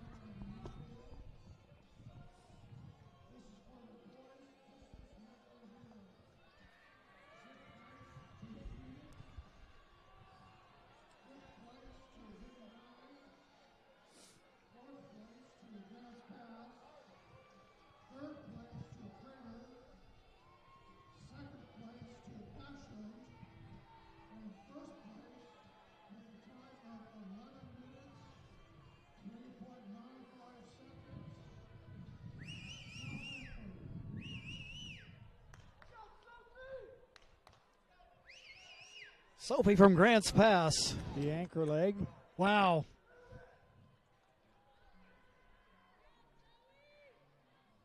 Probably the description doesn't do her justice, but she is moving. There's a run from She Roseburg. is.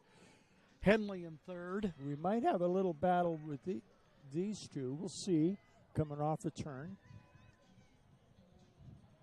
Now North Medford in And fourth.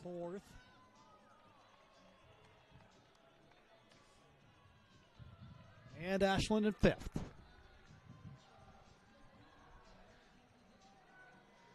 We go out of the turn.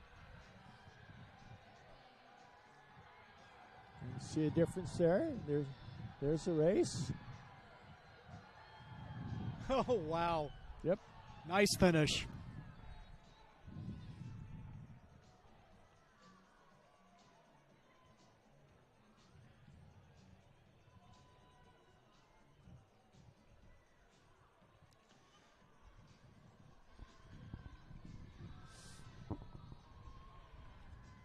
So the second heat of the girls 4x400 relay completed.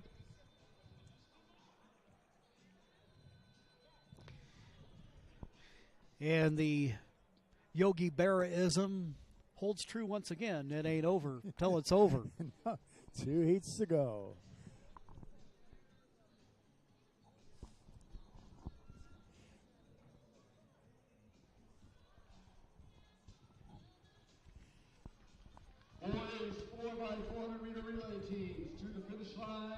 So the boys 4x400 getting ready to take place, and shout out to our cameraman Kobe here for being here this evening and holding the fort down and bring you all the visuals. And I tell you what you wouldn't give for having like a second camera covering all this action. It's yes, it would be, that would be nice to have one on the other side. We've got the scoreboard here. Kids aren't always familiar with that. So here at Spiegelberg, they can actually look up and see what their times are. Mm-hmm. Those are not official, but you can certainly tell what your splits are if you're running a distance. Just the whole setting here, flag waving in the wind. It's just really a great night. Yeah, it's kind of a fun thing running the distances. I quite often when I run those long races, become a wannabe mathematician as I sitting there calculating. Okay, if I ran that mile at this and such pace, how's my pace doing here? Right. To get under 3 hours is my pace 7 minutes per mile. You do all your math, and try to hold on to it. So, kids, there you go. There's your reason for excelling in math. You need to be able to calculate those things as you go along. Absolutely. Or if you're really slow, you just kind of time yourself with a calendar and ready to go. No, when they used to do times for the sprints, I always said they could calculate my time in the 50-yard dash with an hourglass.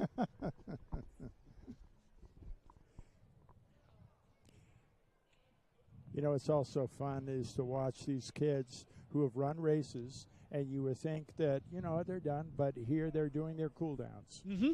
And that shows their level of just being good, mm-hmm. doing all the right things. Good habits. Yes, absolutely. Well, you can talk about the fact that the cool downs, how important those are, just in terms of for lack of a better word, muscle management. Absolutely, absolutely. And they'll come back tomorrow and compete again.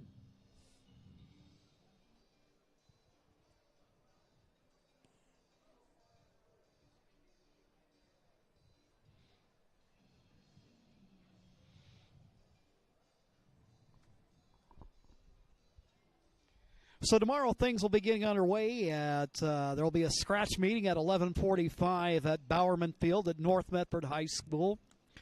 And then just to give you an idea of what's on tap for tomorrow, the boys pole vault relay gets underway at noon, along with the girls high jump relay, the boys shot put relay, the girls discus relay, and then the boys long jump relay, the girls triple jump relay, boys javelin relay. And then also 1 p.m. will be the girls 1,500, boys 120, and then following that will be the girls and boys 300 intermediate hurdles, followed by the girls 100-meter dash at 2:20, and then the boys will run the 100-meter dash following that.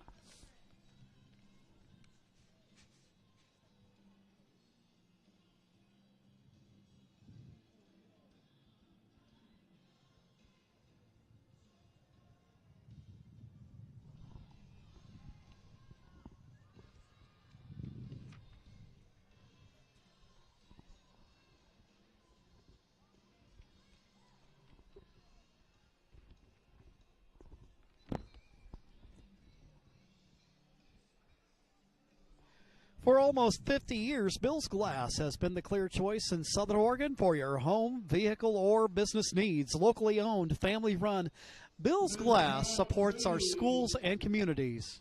Final races of the day. Heat 1 of the boys 4x400-meter relay. Clear the track, please.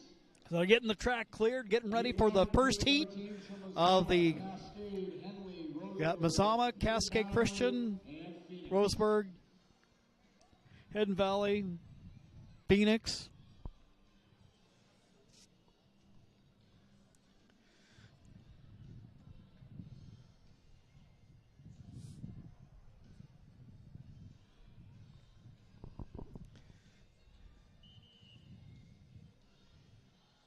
Quiet at the start, please. Quiet at the start.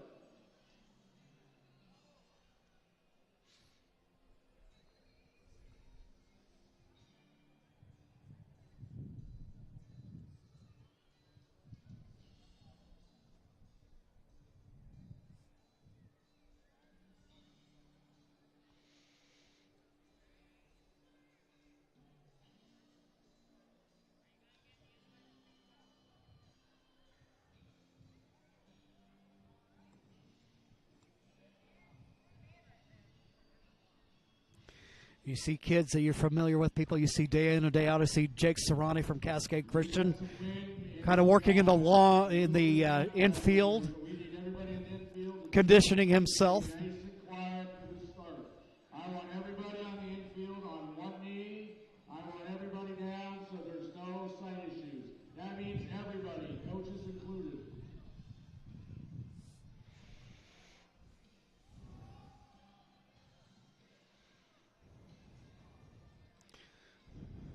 So what's this about, Coach?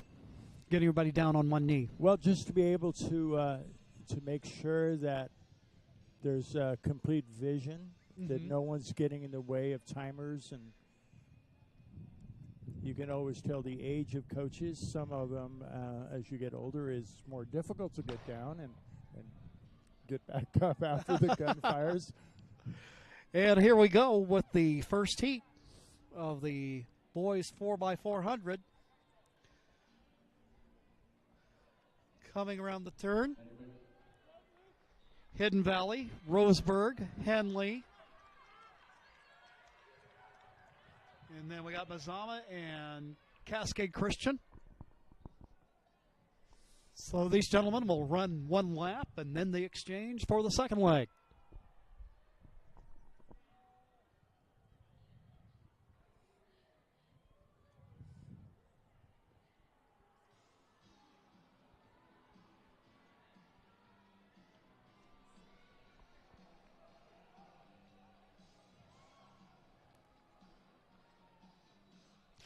Now the exchange. Second leg. Second lap. And as they come off the turn here, they'll be able to cut into the inside. No longer run in a lane. Here they go. Got a good group right up front. Henley, followed by Hidden Valley. Crater, Roseburg going right with them. Mazama. And then Cascade Christian. And Phoenix.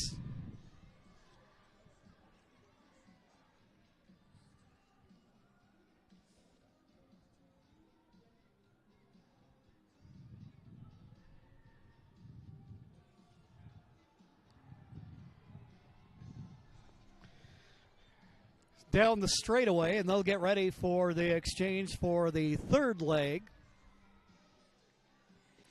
of this 4x400 relay.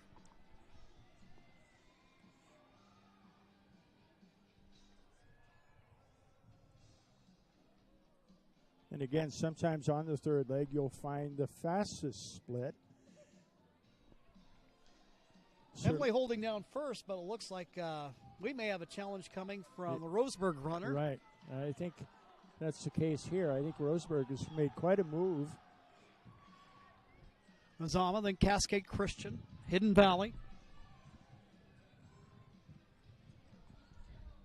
And then a runner from Phoenix.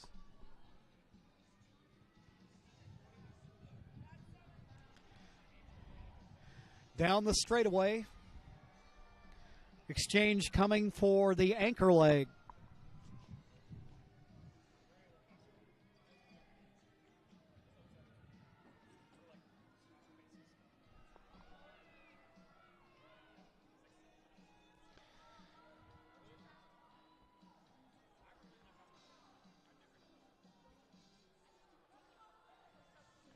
Henley runner going very strong. Roseburg looking to put up a good fight. Mazama and Cascade Christian. Hidden Valley and Phoenix.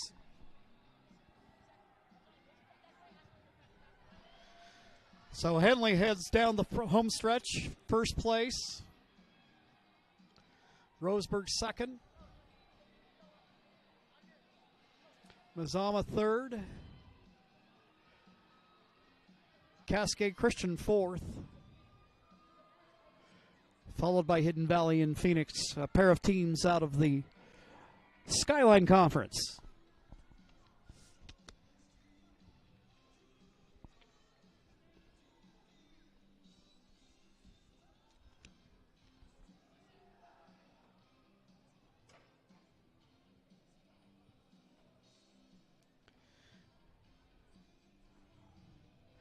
Well, I believe that pretty well wraps it up for the evening. I think so. Is there... I think that might be it. Well, I couldn't remember whether that was the first heat or the second heat. That was... Let's see. Let's wait on a second here. Yeah. Well, why don't we do that? Yeah, we don't want to be guilty of the early exit here. So. Today's track and field event is brought to you by our regional sponsors, including Sherm's Thunderbird and Food for Less, John L. Scott Real Estate, and Travel Medford and the Southern Oregon Sports Commission. Great partners in keeping high school athletics streaming for you. Also give recognition to Schlesinger and de Villeneuve, attorneys with practices throughout Southern Oregon. And the Southern Oregon Sports Commission's Know Your Role campaign, promoting respectful and civil behavior at youth sporting events.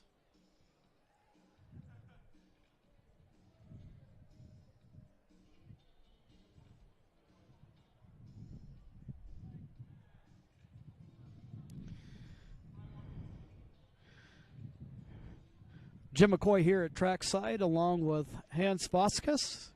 And appreciate you coming in this evening and lending your support to the event. I know that obviously, I think as people have picked up in our conversation throughout the evening, that high school athletics, particularly track and field, very near to dear to your heart, and thank you for sharing with us and filling us in on what we're seeing this evening.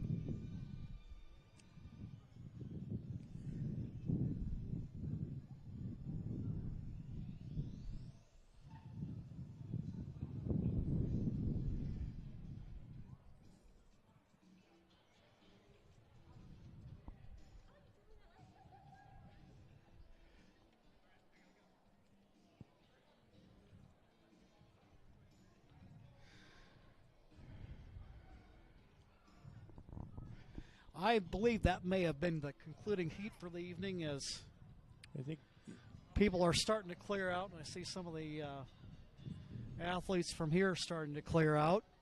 I think you may be right. So we'll go ahead and wrap it up from here. But again, thank you for joining us this evening. Got another day of action coming up tomorrow for the Rotary Relays.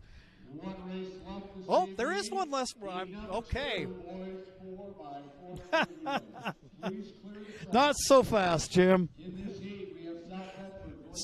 South Medford, North Valley, Ashland, North Medford. Also Crater in that. One more. No, wait, there's more.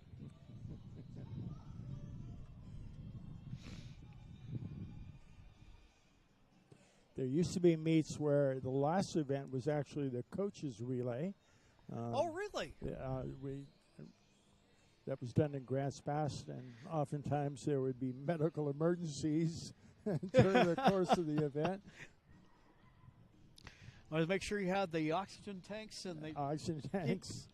EMTs nearby and the chiropractor. Hamstrings being pulled. Yep. And here we go, the second heat of the boys 4x400 relay underway.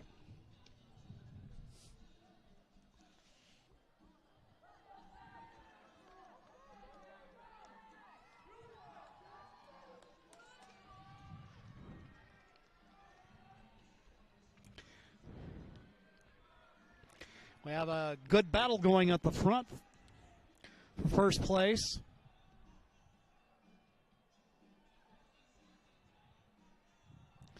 First and second pretty close together. And then third.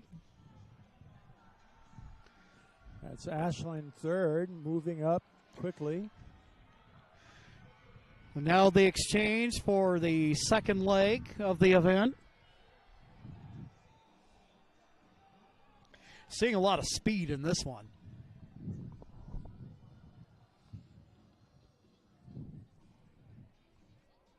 It is the second heat, which is usually the faster one.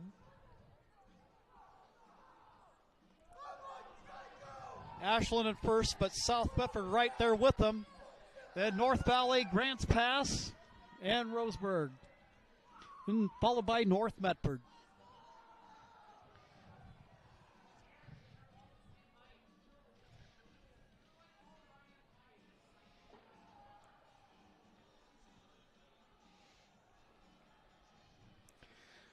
In the straightaway, Ashland in first, followed by South Medford. Now the exchange. And now leg number 3 underway. And who we talked about often you'll see that fastest runner in that third leg. And the third leg again. We'll see. It looks like that may be the case for South. Yeah, he's certainly made a move. South followed closely by Ashland. Grants Pass in third, followed by North Valley, North Medford, and Crater. Although the Ashland kid looks like he may be making a comeback. Yes, he is. Right out of the turn, you can see him overtake first place, just ahead of South Medford.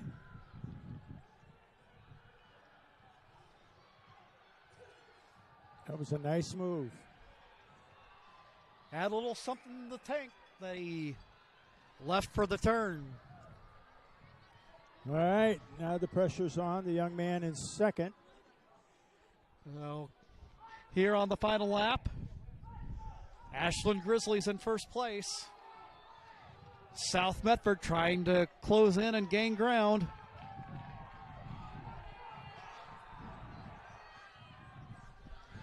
Grant's pass on third. The South is certainly, yep. Oh, yeah, he's overtaken first. Oh, my gosh.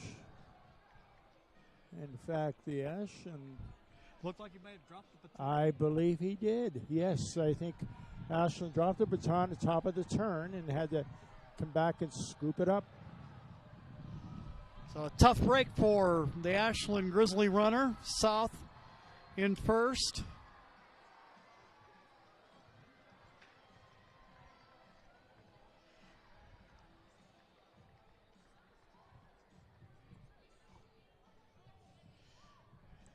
And I imagine you do see that happen from time Occasionally, to time. and again in the long relay. In the short relay, if you were to drop it, you would be out. But in the longer relays, if you drop it, you can pick it up. You just can't take any shortcuts. So if you drop it off onto the infield, you exit and enter back onto the track in the exact same spot. You can't, take a shortcut and run through the infield a little bit. That would be that'd be illegal. So a dramatic finish to the day for the 4x400 relay, won by the South Medford Panthers. And I suppose that once again is a tribute to persistence and to staying with it and recognizing it's not over till you So figuratively at least broke the tape. Absolutely. Hey, it's been fun. All right. Well, I appreciate your Hans Vasquez with us, ladies and gentlemen. Jim McCoy here. Thank you for joining this evening for the Rotary Relays. Again, day number 2 at North Medford High School tomorrow. Thank you once again and have a great evening.